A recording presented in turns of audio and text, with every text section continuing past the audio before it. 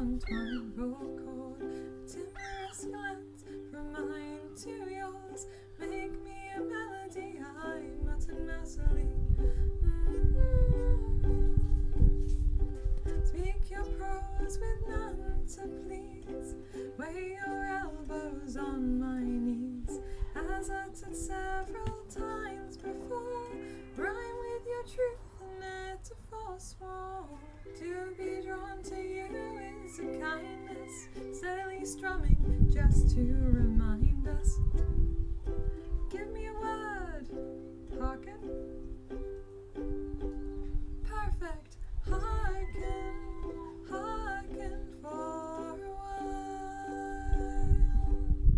Hearken, hearken for a while. We could sway above the meadows as our riddles rest beneath, as our verses hide away. We could say, let it be. Does your heart too whistle a wonder? If the past is wet with the future, is there now a chance or a passage only to be walked upon? And if that is what they are after, solely to foretell or to remember, it is us who are left above bedding, borrowing breath, followed not by an ending. La da da da, la da da da, la da da da. Forget your voice, forget your mind. For when they find a way to wander, we will let it all. Hearken, hearken for a while. Hearken, hearken for a while. Hello, I got impatient with the intro and decided just to start this already. So hello everyone. How's everyone doing? Please let me know if the mic is weird. For some reason it's showing up as a different source to normal. I've tried to copy over my filters, but we'll see how this works. I'm glad you're having a good day, Ghost. That's good. I'm glad to hear that. Yeah, I'm very glad to be back streaming, reading more of Legend of Exorcism. I've really missed reading it, especially with how the bit we're about to get to got some interesting shenanigans coming up, which I'm very excited for. Yeah, it's gonna be fun. I really want to get into more of a rhythm with reading it, and just hanging out because I enjoy it a lot. Just realized I put things in the wrong place to be able to have the room I need. There we go. So should we begin reading? I don't know. Where we left off last time, which was I believe 2 weeks ago, which feels forever ago. But hey, that's life. Was Hongjun had arrived chaotically in Chang'an, chasing after an owlfish, massive Yao who had one of Hongjun's throwing knives stuck in its eye, I think, which then aroused the attention of the entirety of the guard, who were then chasing after Hongjun, who was trying not to hurt anyone while also trying not to get killed, in the process of which one guard in particular managed to break through Hongjun's pentacolor sacred light and shatter the necklace, the heart lamp he was wearing, which knocked everyone out. And now Hongjun is panicking and trying to drag this unconscious guard to somewhere he can work out what on earth just happened. And he has just seen what looks like a good house to slip into. I'm sure that this won't be at all a cursed interaction. It's gonna be fine. Thank you for the heads up of your Your keyboard being a strange ghost.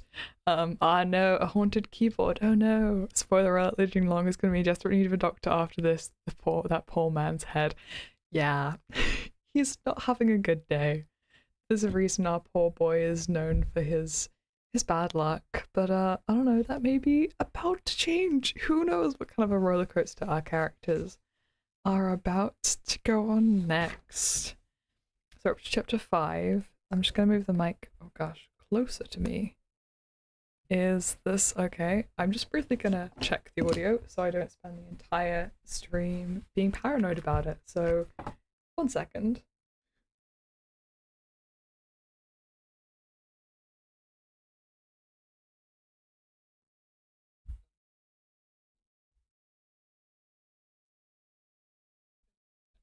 Okay, it is okay.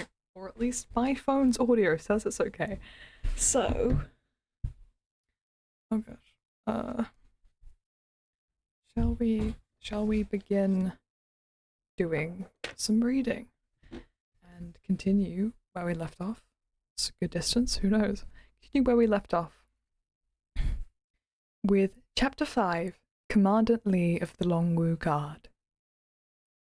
Beyond the open door lay the rear courtyard of what appeared to be a family residence. A lotus pond edged with fragrant osmanthus blossoms occupied its centre, and despite the light patter of rain, the place exuded the elegant aura of a scholarly home. Hongjun glanced this way and that as he dragged the man through a winding open-air corridor, marvelling at the sights. Wow, this place is gorgeous. The main house consisted of 2 stories. Musical female voices floated down from the upper floor. Hongjun was exhausted.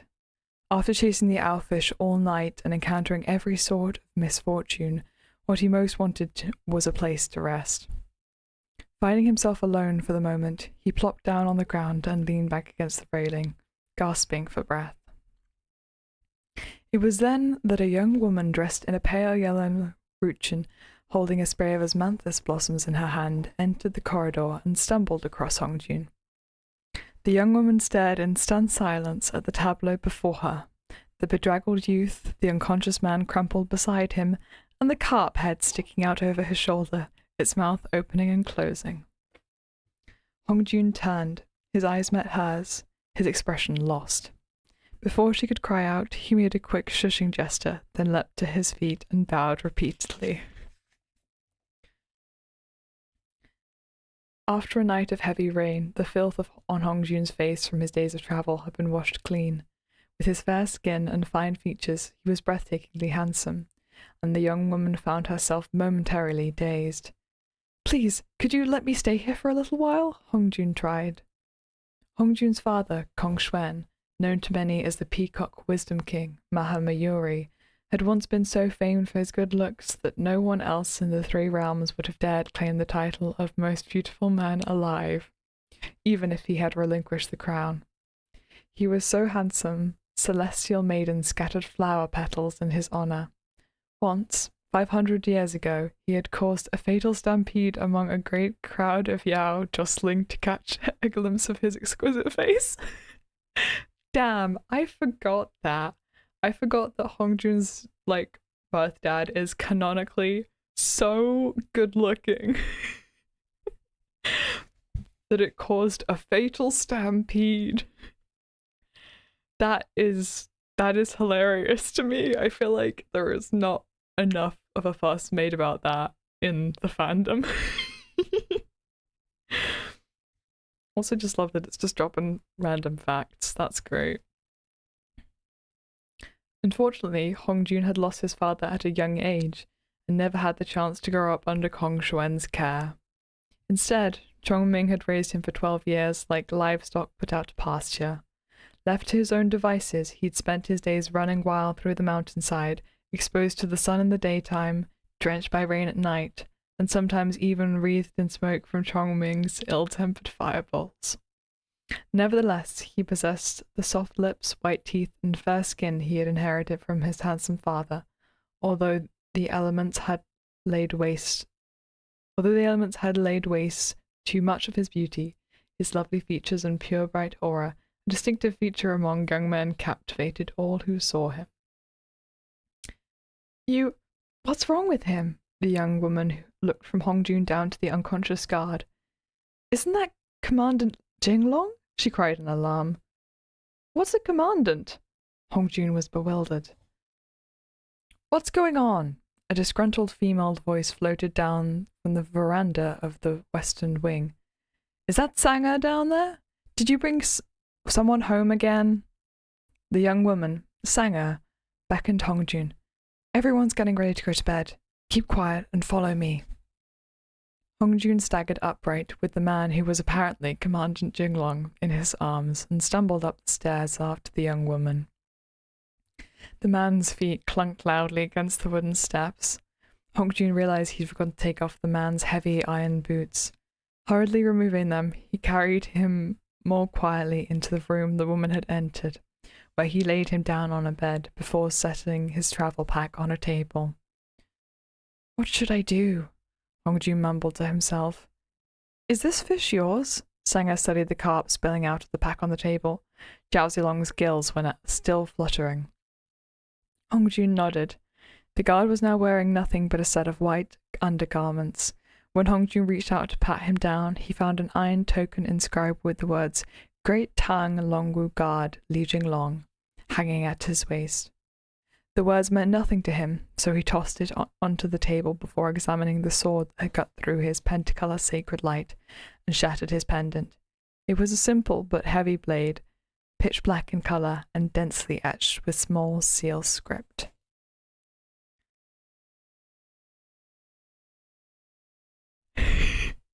Yeah, it's like, we don't know much about Kong Xuan, but we know that he was hot. Is it me or is my lighting really dark? It's fine, we'll deal with it. Cute smile says, it makes sense why Chongming fell that hard for Kong Xuan. Yes, it does. I need more content of them. You mean to tell me that the Yao Kings of Yaojin Palace were not once a toxic polycule? I say that, like, they were all sworn brothers, right? They're not, like, Qingzhong and Chongming aren't related, are they? Or have I just completely missed that? I get confused, okay? I also love the fact that, like, Hongjun forgot to take his boots off. Like, you just go just like, thunk, thunk, thunk, going up the stairs. Like, oh damn. So much for keeping a low profile. Also, I mean, I know they weren't doing anything to, like, try and properly investigate, but finding that a man just left his boots on the stairs is weird. So that should have been a clue to that things weren't, I don't know, but they weren't really looking for actual answers, so hey. Okay. Continuing on. Unable to... if I can actually say words, that is. Unable to make heads or tails of it, he turned back to Li Jinglong and loosened the man's inner robes, revealing the bare skin of his muscular chest. Li Jinglong had a tall and slender figure, with a well-defined chest and abdomen. His features were deep-set, with a high-bridged nose, a mouth that curved gently upward at the corners, and ink-dark brows as sharp and straight as two swords. The heart lamp passed down by Dipamkara. Hongjun replayed... Did I just skip a page? Sorry. I did not. Hongjun replayed the moment the pendant shattered, recalling Qingshong's instructions. When you crush the crystal within the pendant, the heart lamp will enter the body on its own. The two of them had been the only people present. If the heart lamp hadn't entered Li Jinglong's body, it should have entered his own.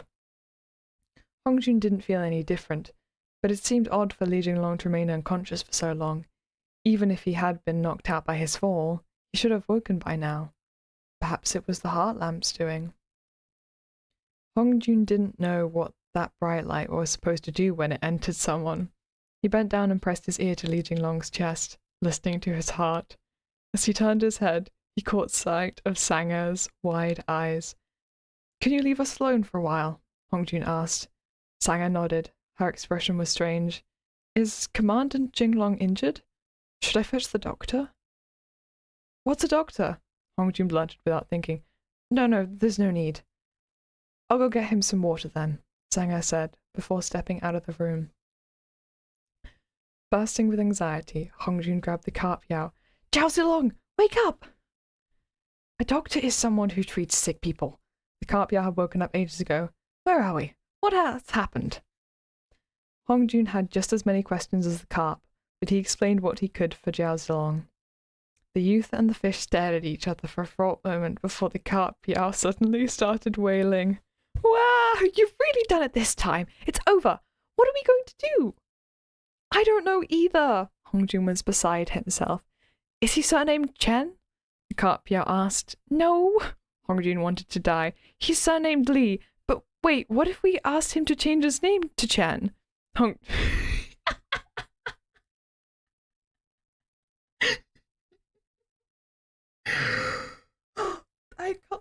I can't take them seriously. Sorry, I moved away from the bike. I can't take them seriously. They're so funny. Okay. I know this scene is only gonna get more hilarious, so I need to gather myself. Okay.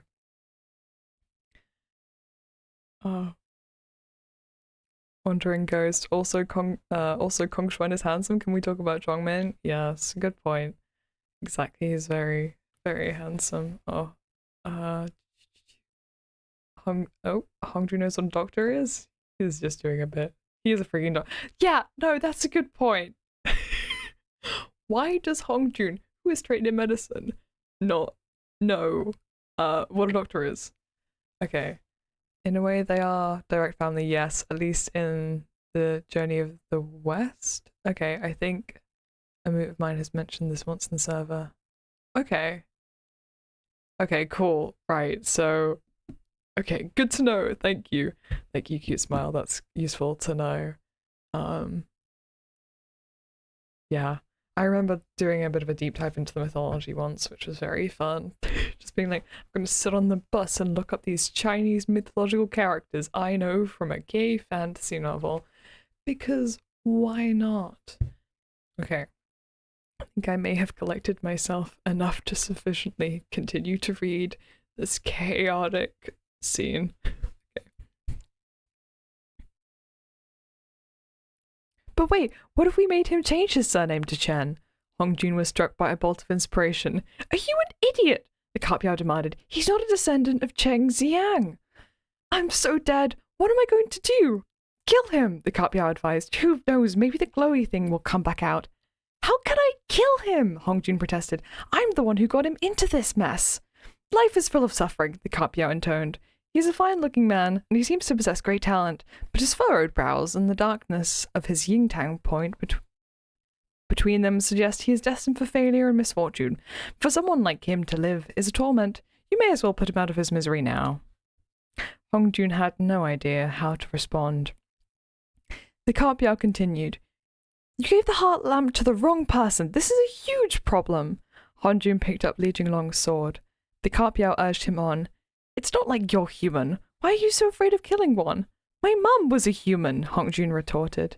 Well, you've killed Yao before, the carp Yao pointed out. Now hurry up, otherwise what are we going to do about the Chen family? The heart lamp must return to the Chen family line. Only then will Mara... Realizing he had let something slip, the carp Yao promptly shut his wide mouth. Mara? Hongjun asked in surprise, recalling the conversation he'd overheard between Chongming and Xingzhong. They too had mentioned Mara. The carp Yao pressed ahead. In any case, you must recover the heart lamp, otherwise we're all dead. I'm not trying to scare you. Where's your throwing knife? Did you get it back? No, I'm still missing one. Ah! The carp Yao lost it. I told you to stop chasing that thing, but heaven forbid you listen. Now look what you've done. You've lost your throwing knife and the heart lamps. Hongjun grabbed a pillow cover, rolled it into a slim bundle, and stuffed it with pinpoint accuracy into the carp's mouth, cutting off the endless prattle of this naysayer. It was easy to be right after the fact. There was a knock on the door, and Sanger entered, carrying a kettle. Who are you talking to? Sanger asked in confusion when she saw Li Jinglong still unconscious on the bed. Just talking to myself, Hongjun said hastily. Can you give us a little more time? Sanger handed Hongjun a towel. then studied him with a smile. Oh, all right. When Sanger had left the room again, Hongjun wiped Li Jinglong's face with the towel before jumping onto the bed and straddling his torso. As you do when you are trying to get the heart lamp out of an unconscious guard you met half an hour ago in a fight, apparently. Welcome to Legend of Exorcism, everybody. Taking a deep breath, he turned slightly and gathered his spiritual power. A wave of his hands called up the pentacolor sacred light, which he pressed to Li Jinglong's chest. Scrabbling with both hands, the Carp Yao yanked the pillow cover out of his mouth and shouted, "Hongjun, do not falter!" Hongjun poured the sacred light into Li Jinglong, feeding his spiritual power into Li Jinglong's meridians. If the power of the heart lamp flowed through the man's body, it should automatically resist the incursion. Yet Hongjun had barely begun when Li Jinglong woke with a shudder. At the same time, Hongjun heard a disturbance outside.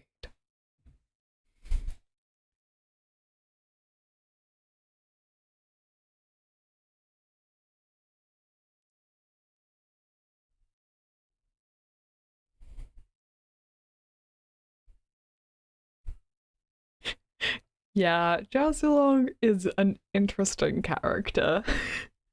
And that his first instinct is to be like, yeah, just murder the guy. I don't know. Who's Mara? I don't know, Mara. What's a Mara? Exactly. Yeah, murder is not the solution. Wait, yeah, is the solution not the question? Yes. Well, yeah, I wonder, this story would be a lot shorter if Hongjun had taken Zhao Zilong's advice. Yeah, I don't want to think about how that would have gone. Anyway. Okay. We shall continue. At the same time, Hongjun heard a disturbance outside. The Shenwu Guard is conducting a search of the premises. All civilians stand back and maintain a safe distance. Li Jinglong looked absently down at Hongjun's hand pressed to his chest. Following his arm upward, he met Hongjun's eyes. The two stared at each other in silence. Suddenly realizing he was naked save for a pair of pants, Li Jinglong snapped back to his senses. "What are you doing?" he demanded, furious. Hongjun hastened to explain. "My heart lamp, you—" With a great shout, Li Jinglong grabbed Hongjun's hand and wrenched it back, tumbling them both off the bed. "Wait!" Hongjun cried. The situation immediately devolved into chaos. Li Jinglong had knocked over the kettle, and the Carp Yao hastily hopped down from the table. The guards conducting the search outside heard the commotion and shouted, "The room at the end of the hall! Hurry!"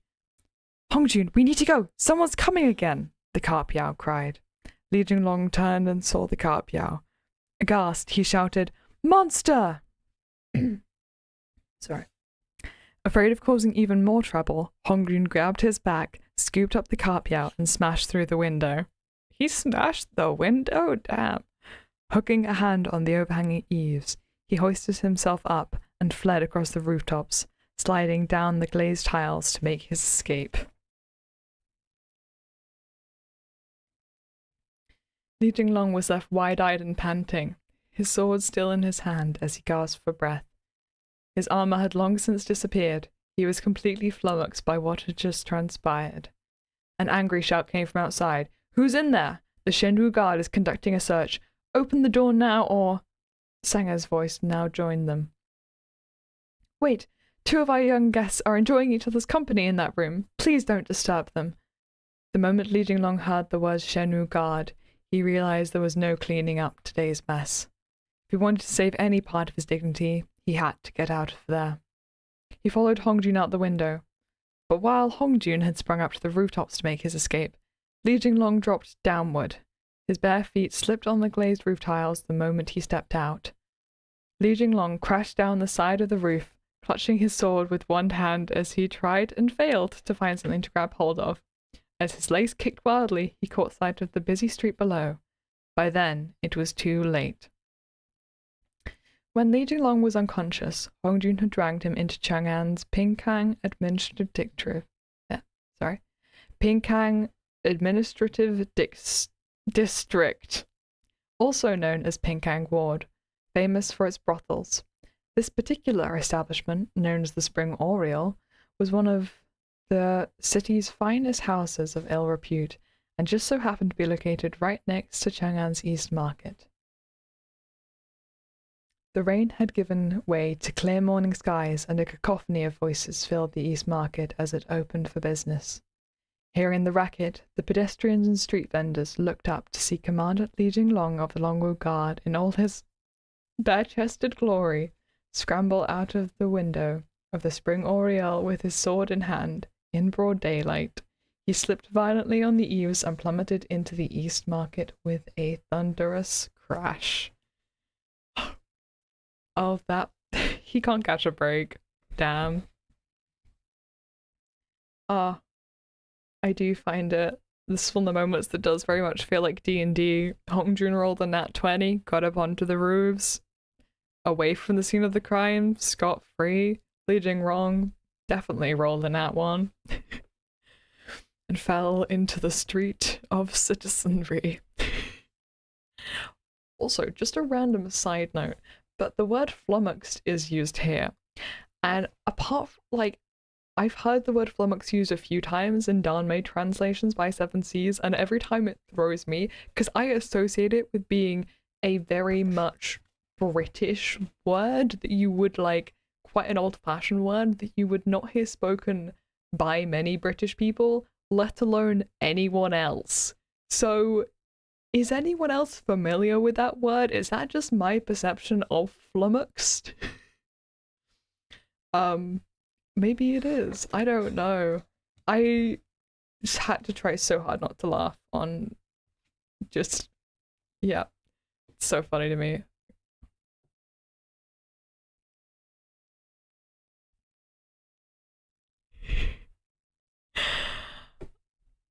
The gay do crime. Yep. Yes, Ghost. He will always have his sword, even if he does not have all his clothes. He has his priorities, right? Okay, can I have some water?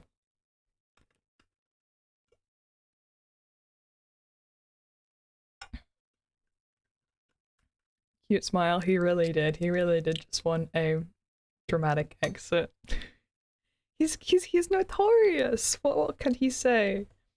It is so funny that, like, he has a reputation. Like, I don't know. His reputation is interesting to me. Because he's quite a serious person to have a reputation, you know. Ooh. There is a tiny creature running backwards and forwards across the petals of the rose.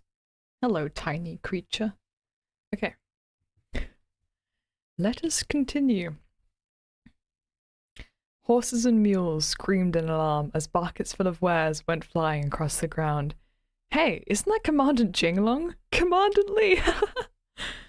Disoriented from his fall, Li Jinglong had barely taken a breath before he was swarmed by a sizable crowd.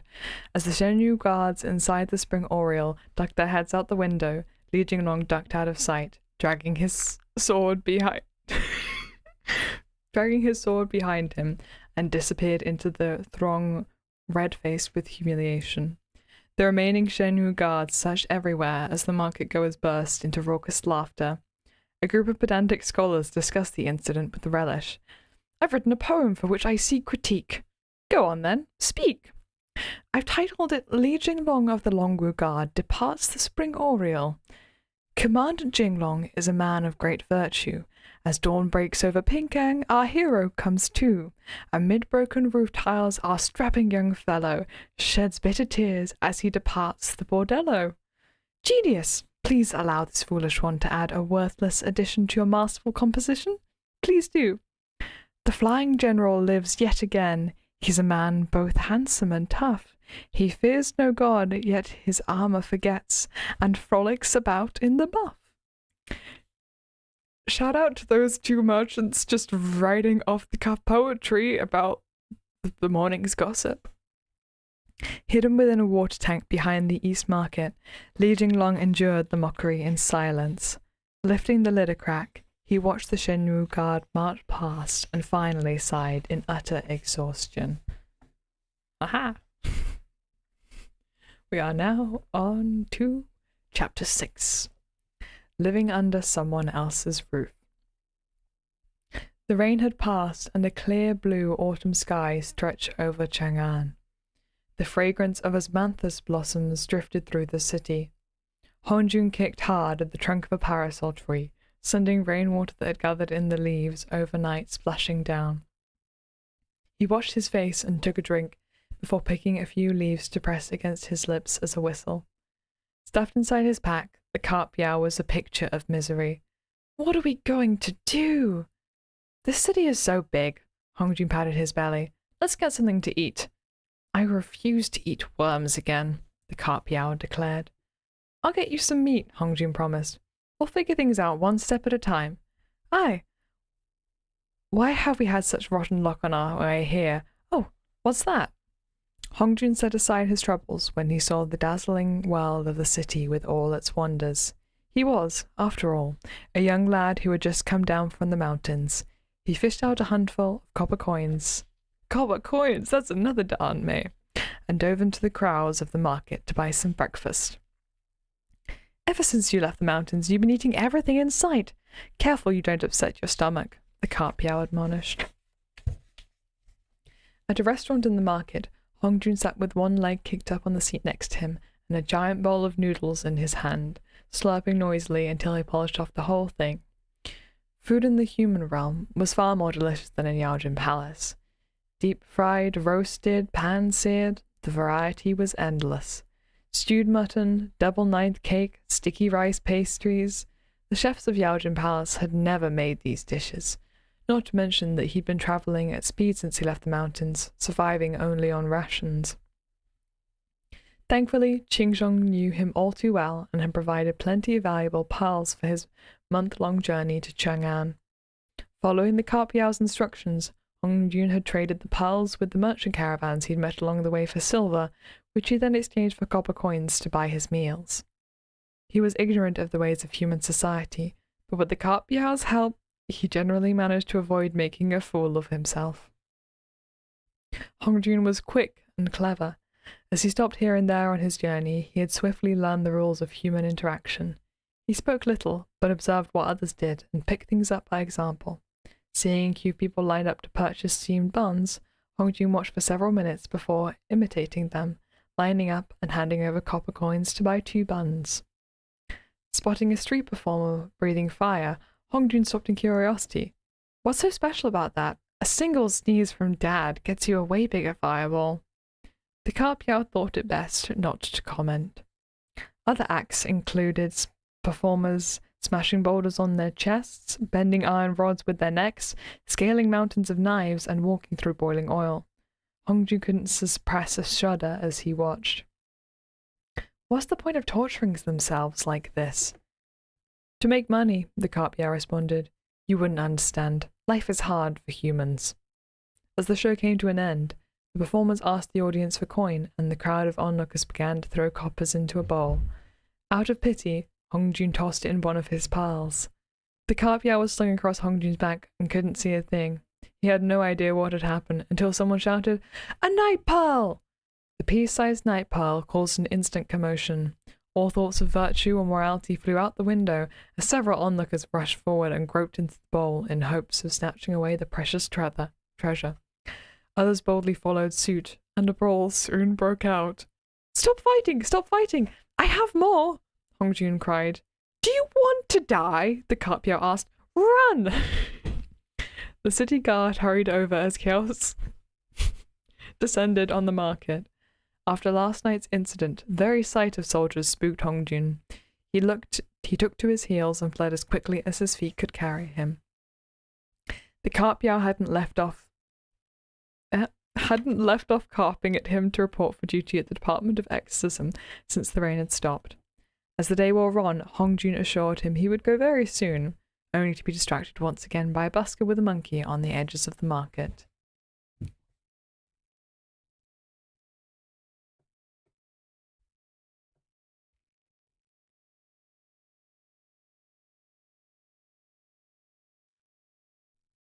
guessing Hongjun didn't eat the worms, but I could be wrong. Who knows?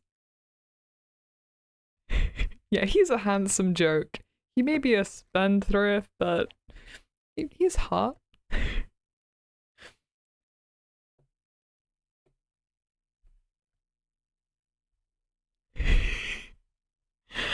That feels, yeah. I'm so glad that's canon that Chongming is a bad cook. Yeah, that feels so in character. I can imagine Kong Xuan being a good cook, but I don't know why. Yeah. Chongming just gets impatient and sets everything on fire. I'm wondering if I can. Well, I really want to try and get to the arrival of some notable people, but I'm not sure if I will. I forget how long reading takes. Let's see. And I don't read quickly. Okay, let's see. We may have to. I really want to stream again soon, so I may have to get to that in the next stream. But let us continue. I have another little while left in me. Ah yes, the monkey. Don't you think that chaining it like that is too cruel? Hongjun asked the monkey tamer. The man responded with a glare and a string of curses. The Carpia was about to cry. Young master, can we please get out of here already? Back in the Taihang Mountains, the monkeys all live freely, but the skinny little monkey before him was chained up. Not only was it obviously underfed, the poor creature had to run around kowtowing to people for their entertainment. Hongjun walked a dozen steps past the busker before turning back. After glancing around to ensure no one was watching, he flicked one of his throwing knives out, and the chain in the monkey tamer's hand snapped with a sharp clang. The monkey looked around, momentarily dazed. Run! Hongjun urged quietly. Seizing its chance, the monkey fled. The monkey tamer cursed and gave chase, causing yet another commotion in the city. Hongjun is scared of soldiers, but not scared enough not to cause trouble. Hongjun, the Carpia piped up. Put me in front. What's going on over there? Hongjun smiled in secret pleasure as he watched the monkey scamper away. He wound his way through the market, slowly to a stop once again before a shop front with large horizontal sign that read, A Wealth of Knowledge. Scholars wandered in and out of the store. Is this a bookshop? Hongjun asked in some amazement. It's going to be dark soon, Carpia sighed woefully. Must you wander around at a time like this? Hongjun strolled in, unconcerned. A pungent fishy smell immediately permeated the bookshop, and everyone turned to look at him. No fish allowed, the shopkeeper said. What are you doing, carrying a fish around? See, everyone's shunning you, the Carpia said. That's such a funny quote. See, everyone's shunning you. I'm making braised fish for dinner, Hongjun explained. You know the saying, ruling a large nation is like cooking a small fish. The Carpia fell silent at once. Hongjun continued. I'm just taking a quick look around. I'll leave in a minute. The most popular books in the shop were poetry anthologies. Hongjun flipped through a collection of selected works by Li Bai and promptly forgot his promise to leave as soon as he began to read. The autumn sun turned blisteringly hot as it began its descent at afternoon. In the Feng estate within Chang'an City, the cicadas' droning calls rose and fell as Li Jinglong knelt in the middle of a courtyard, still barefoot and naked to the waist, his black sword pinned beneath his knees. You're a complete disgrace to your father and ancestors. Fan Chen limped forwards.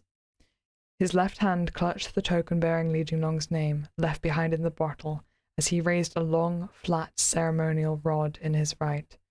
The rod whipped through the air, and Li Jinglong let out a muffled grunt of pain as another searing red stripe marred his shoulder. Huffing with rage, Feng Chengqing tapped the disciplinary rod against the side of Li Jinglong's handsome face. The streets of Chang'an are buzzing with rumors that you abandoned your wounded subordinates to go whoring in Pinkang Ward in the middle of the night. Li Jinglong bowed his head. Do you have any idea how much effort it took to land your position in the Longwu Guard? Feng Chengqing roared. Don't you want to better yourself? Speak! Met with Li Jinglong's silence, Feng Chengqing went on. Running around with that rusted sword of yours. Don't tell me you fancy yourself some great general of the Yulin Guard. When will you grow up? When? And get rid of that thing!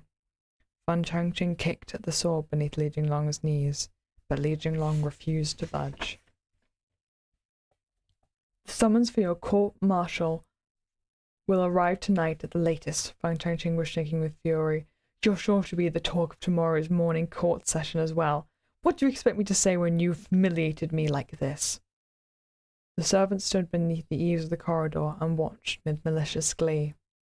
In Chang'an, it was often said that Li Jinglong was an embroidered pillow stuffed with straw, beautiful on the outside, with nothing of substance within. Feng Chengqing was his cousin. His paternal aunt was Li Jinglong's mother, who had died when Li Jinglong was young. 4 years ago, when Li Jinglong was 16, his father, Li... how do I pronounce that? M-O-U.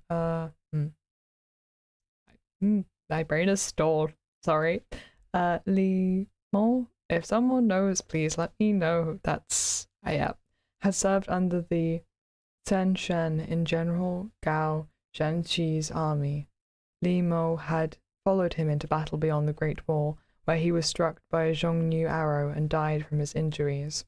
With no close relatives to guide him, Li Jinglong squandered his family's wealth little by little, first by consulting a Taoist priest on matters of divinity and immortality, then by spending a small fortune on a sword that had once belonged to Di Renjie, said to be capable of slaying demons.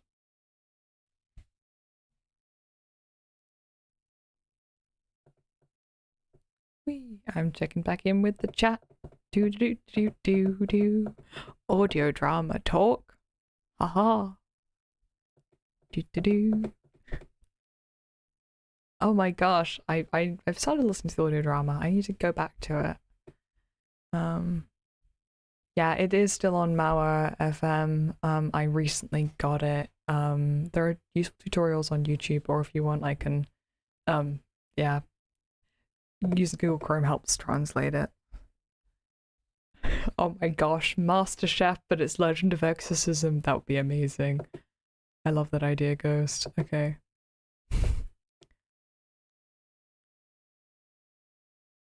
Oh gosh, the hairpin story! I remember that. I totally haven't read that. Yep.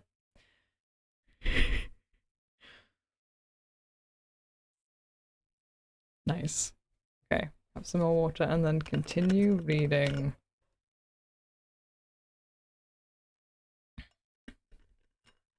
This bit is really quite a contrast with the light tone of a lot of bits of the story so far.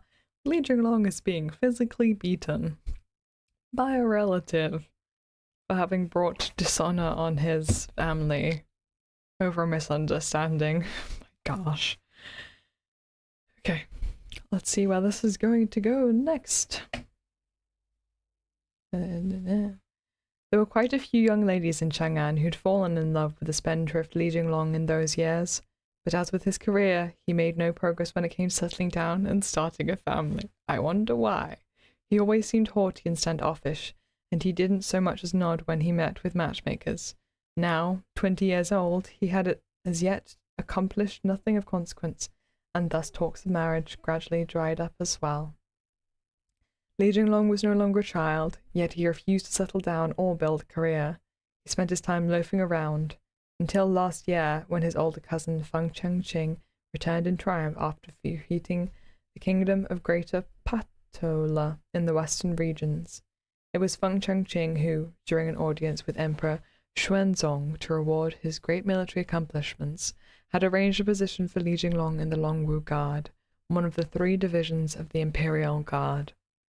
For years, Feng Chengqing had worried himself sick over his failure of a younger cousin. Now his cousin had become the laughingstock of Chang'an, just as the Imperial Court was preparing to appoint Feng Chengqing to a new official position. It wasn't enough for Li Jinglong to bring shame upon the entire family. He had to bring Feng Chengqing's career down too. The more he spoke, the angrier he became. The flat, whipping through the air like the gales of a violent storm. His wife ran into the courtyard, crying, "Husband, stop! Stop hitting him!" Feng Changqing's final blow struck with such force it broke the rod in two. Blood oozed from Li Jinglong's forehead and down his face, dripping onto the ground. "Husband, please calm down!" Madame Feng patted Feng Changqing soothingly on the back. Feng Changqing turned without another word and limped into the house.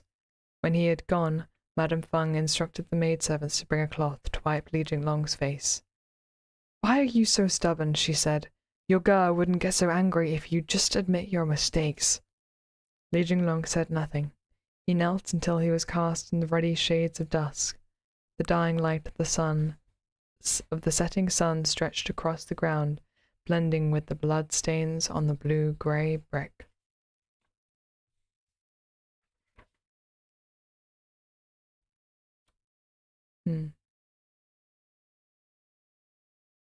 Okay, we might get to... We'll see. Okay. Painted in twilight, Hongjun returned to the East Market with a stack of books in his arms. I forgot that he just has books. Gotta love a nerd. The vendors had long collected their wares, and the crowd had dispersed. Crimson clouds smeared the horizon as the steady beats of the evening drums sounded from a distant tower. A counterpart to the morning bells, the evening drums of Chang'an signaled that night had fallen. Hongjun yawned expansively. After foregoing sleep the night before, then running around all day, he was weary beyond description. The sunset only heightened his feeling of homesickness, as he recalled that he had recovered neither the heart lamp nor his precious throwing knife. "Hey, Jiao's along?" Hongjun patted the pack slung over his shoulder. The carp had been motionless, sleeping with his eyes open and jaws agape. But at Hongjun's prodding, his mouth began to open and close again. Where's the Department of Demonic Exorcism? Hongjun asked. "I don't know," the carp answered. "It's been 80 years since I last came to Chang'an." "Well, how did you get here back then? Didn't you take a look around?" "Last time I was here, I was put on sale in the East Market. I was bleeding with a hook in my mouth. You tell me, how was I supposed to look around?" Hongjun had no response. "Does the letter Master Qingzhong gave you contain an address?" "Let me see. Where's Qingzheng Ward?" "North of the West Market. Hurry up, let's go. Curfew sets in once the drums stop. We'll be arrested if we keep wandering around after that." Hongjun quickened his pace. The distance from the East Market to the West Market was more than half the breadth of the city. The roads of Chang'an were arranged in a grid pattern, with the different wards separated by busy thoroughfares. Each individual ward was filled with a twisting network of interlinking lanes and side roads. What good city planning! He asked for directions as he went, walking so fast he was soon panting for breath. By the time Hongjun finally found his way to Qingzheng Ward, the night had turned dark. Yet he still couldn't find the Department of Exorcism. There was nothing left to do but head to the closest lit building.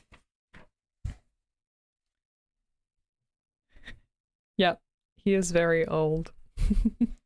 I did do a meme on TikTok, which is my most liked Legend of Exorcism meme, was making a point of the fact that it's that meme where it's like we're all in our we're all around college age. I'm 37. I can't remember what the meme is, but it's like, I'm 80. Oh, yeah. He is so old. Okay, we're probably not gonna get to we're on chapter 7 now. Probably not gonna get to the end of it. I think I am going to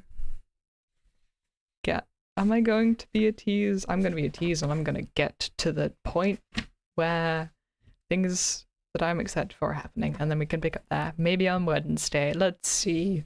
Thank you for hanging out. This is fun. I'm very tired. Okay. Chapter 7. Hamehobi. I hope I pronounced that right. The ward was surprisingly quiet at night. A handful of dogs barked from time to time, but few houses had lamps lit at this hour. From behind him, the carp Yao's lecture continued without cease. "I told you to come earlier, but did you listen? Everyone's gone home and the streets are so dark. You can't even read the signs on the buildings. How do you expect to find this place? Hongjun stood still, hesitating. After 300 beats, the evening drums fell silent and night closed over the city. At last Hongjun had no choice but to brace himself and start knocking on doors to ask for directions. After several fruitless attempts, his knock was finally answered by a mute old man who merely waved a lamp in Hongjun's face. Hongjun apologized for the disturbance and left. He turned down a narrow lane and entered the courtyard of what seemed to be an abandoned residence. The place was overgrown with weeds, and he could only guess how long the building had gone without repairs. Lacking the energy to worry over a little dirt, Hongjun settled onto the floor, so exhausted he fell asleep the instant he laid his head down. Sleepy boy. That night, dark clouds swallowed the moon. Deep within Xingqing Palace, a chilly draught set the gauzy curtains to fluttering, and the candles flickered and swayed.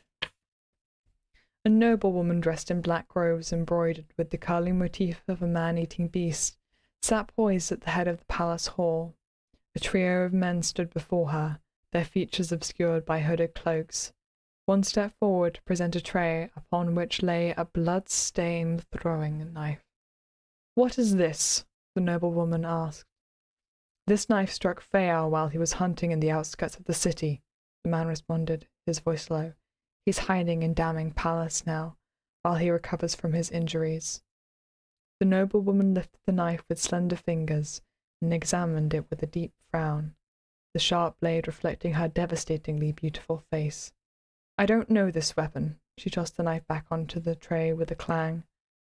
"Someone has come for us," another of the men said. "To think they would do so after so many years," the noblewoman said coldly. "Present this to His Majesty tomorrow and see what he says. Where is the knife's wielder?" Li Jinglong chased him down and the two of them fought, the third man reported. "We lost them during the chase, I'm afraid." The noblewoman laughed contemptuously, her graceful shoulders quivering with mirth. "Fascinating. Does that lunatic Li Jinglong still dream of vanquishing evil?" Fayao accidentally revealed himself at the city walls last night. Rumors have begun to spread that there are Yao in Chang'an, the man said. "Oh," said the noble woman. The noble woman's lips carved in a shallow smile. "Yao in Chang'an. That's the first I've heard of this. A virtuous emperor occupies the throne. The world is at peace, and all under heaven willingly bend their knee to great Tang. How could there possibly be Yao here? I'll have a good chat with His Majesty tomorrow. All of you, withdraw for now. Tell Fayao to stay out of sight, and in the meantime, look for the owner of the knife. Once you find them, feed them to Fayao." The next morning dawned sticky and hot. A few stray chirps sounded high in the parasol tree outside the dilapidated house, followed by a great flapping of wings as the birds all took to the sky. A loud noise in the outer courtyard roused Hongjun from his sleep. The carp Yao startled awake as well. Frightened out of his wits, he tumbled out of Hongjun's bag and flopped around with a wet slapping sound. "What's happening? What's happening?" Rolling back onto his hands, he sprang from the ground with a kick-up and landed nimbly on his feet. "Where are we?" he asked, looking around. "Is anyone here?" a man's voice called out as he pushed open the door to the entrance hall. Hongjun lifted a hand to shade his eyes. In the hazy sunlight, he saw a tall and slender young man, dressed in strange clothes, looking back at him with an expression of surprise. The two stared at each other in confusion. As Hongjun's eyes adjusted to the light, he saw that the man had deep-set features with high cheekbones, well-defined lips, and brows thick and dark as a hawk's feathers. His skin was the healthy bronze of a man who was exposed to the sun year-round, and his thick black hair was plaited with several thin braids. He wore black hunting boots and a travel pack strapped to his waist over a long lambskin owl jacket with one sleeve off, revealing his toned right shoulder. The man had an impressive bearing despite his humble attire, with broad shoulders and a narrow waist. A bow and quiver of arrows were slung across his back. He seemed to be a hunter. "Good heavens! You nearly scared me to death," the carp Yao huffed. The young hunter started upon seeing the carp. In a flash, he grabbed an arrow from his quiver and drew back his bowstring. Hongjun dove in front of his companion. Stop! He's never had human, and I'm an exorcist! Then, as if afraid the carp might contradict him, he hissed, Zhao Zilong, stop talking! The hunter lowered his bow and eyed Hongjun, still distrustful. You're an exorcist. Why are you accompanied by a Yao? Also, where are we supposed to report for duty? Report for duty? Hongjun asked blankly. The young man lifted a hand to point at something over Hongjun's head, motioning for him to look.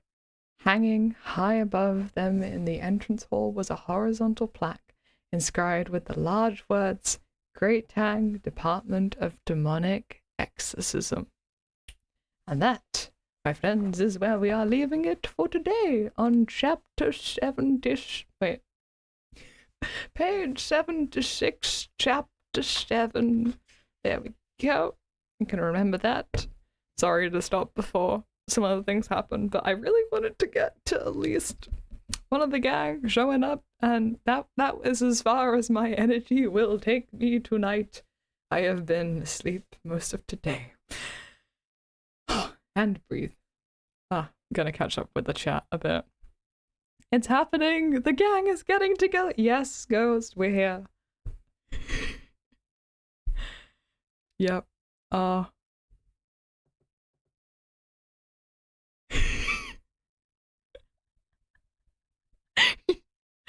Oh my gosh. Literally Ghost.